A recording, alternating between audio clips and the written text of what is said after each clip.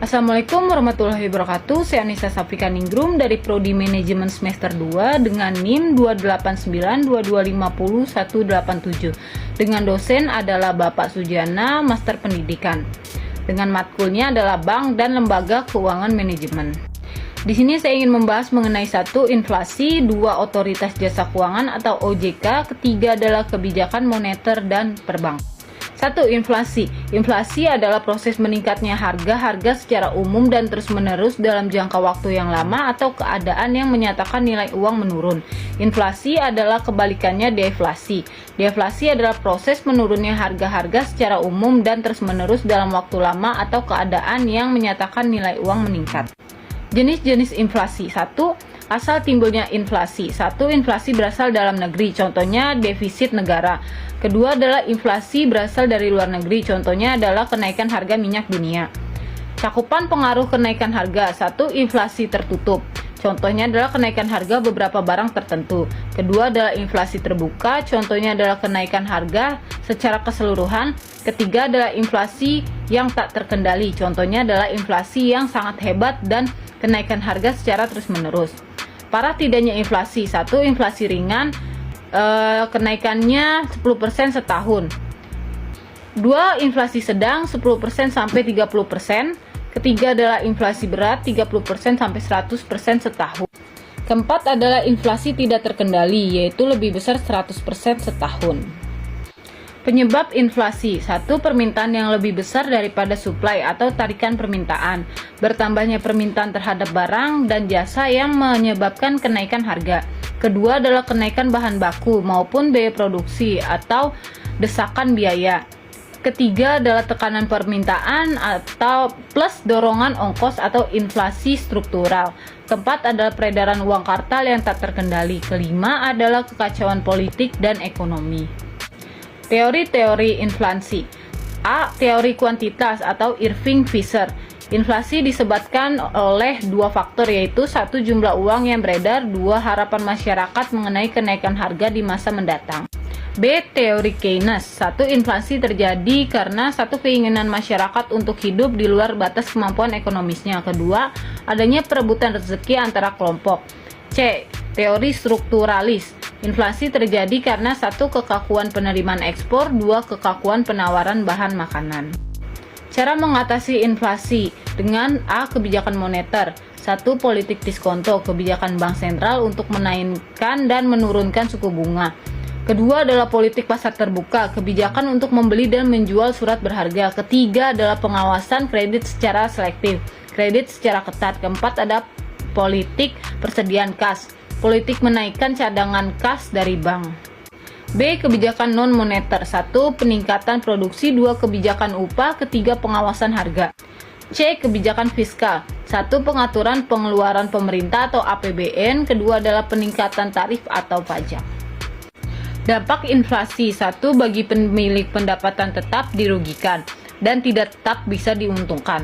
2. Bagi para penabung dirugikan karena nilai uang semakin menurun.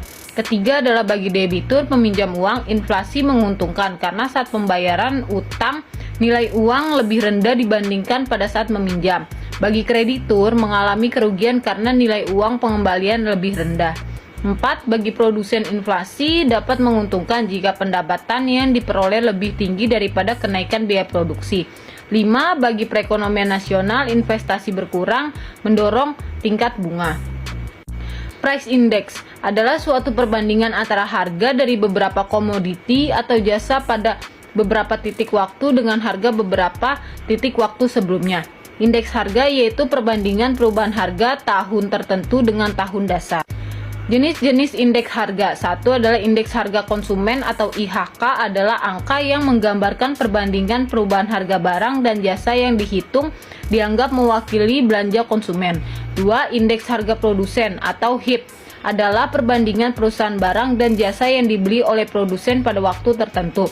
Ketiga adalah indeks harga yang harus dibayar dan diterima oleh petani.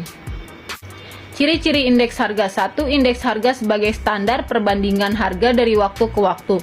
Kedua, penetapan indeks harga didasarkan pada data yang relevan. Ketiga, indeks harga ditetapkan oleh sampel bukan populasi. Keempat, indeks harga dihitung berdasarkan waktu yang kondisi ekonominya tidak stabil. Kelima, perhitungan indeks harga dilakukan dengan cara membagi harga tahun akan dihitung indeksnya dengan harga tahun dasar dikali 100%. Metode perhitungan indeks harga tidak tertimbang. Rumusnya adalah jumlah harga pada tahun tertentu dibagi jumlah harga pada tahun dasar dikali 100%.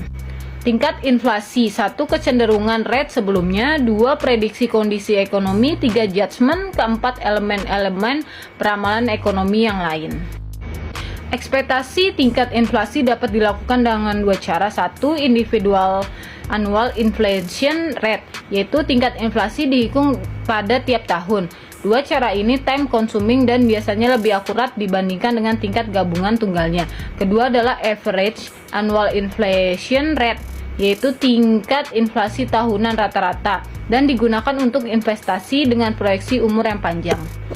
2. Otoritas jasa keuangan adalah lembaga yang independen dan bebas dari campur tangan pihak lain, yang mempunyai fungsi, tugas, dan wewenang pengaturan, pengawasan, pemeriksaan, dan penyidikan sebagaimana dimaksud dalam undang-undang. Tugas OJK. 1. Kegiatan jasa keuangan di sektor perbankan. 2. Kegiatan jasa keuangan di sektor modal. 3. Kegiatan jasa keuangan di sektor perasuransian, dana pensiun, lembaga pembiayaan, dan lembaga keuangan lainnya. Fungsi OJK menyelenggarakan sistem pengaturan dan pengawasan yang integrasi terhadap keseluruhan kegiatan di sektor jasa keuangan.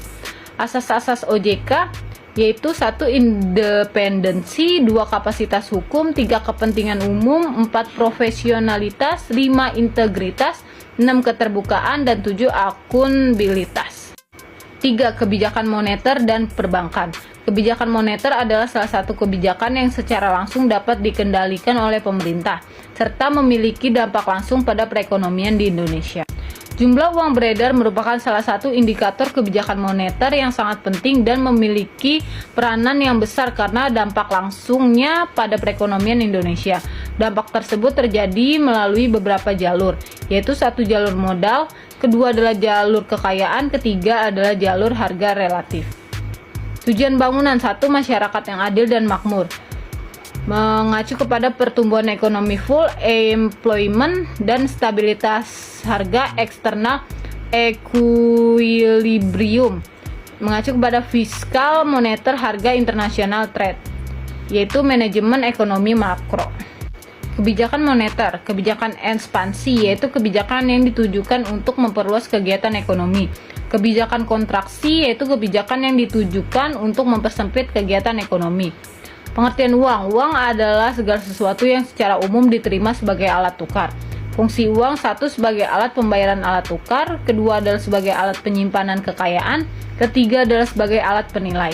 Jenis uang terbagi menjadi commodity money dan fiat money. Permintaan uang, yaitu 1. Untuk transaksi pendapatan, kedua untuk berjaga-jaga pendapatan, dan ketiga untuk spekulasi, yaitu untuk suku bunga. Penawaran uang. M1 arti sempitnya meliputi kartal plus giral. M2 meliputi M1 plus uang kuasi. M3 meliputi M2 plus instrumen keuangan. Bank Indonesia memiliki misi mencapai dan memelihara kestabilan nilai rupiah melalui pemeliharaan kestabilan moneter dan pengembangan stabilitas sistem keuangan untuk pembangunan nasional jangka panjang yang berkesinambung.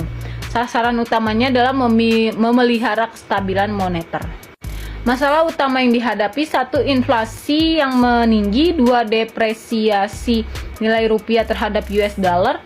Ketiga, melambatnya pertumbuhan ekonomi. Beberapa kebijakan yang diambil: 1. Memberlakukan kegiatan moneter ketat. 2. Meningkatkan tingkat suku bunga. Ketiga adalah menaikkan giro wajib minimum 5%. Sekian presentasi dari saya, kurang lebihnya mohon maaf. Wassalamualaikum warahmatullahi wabarakatuh.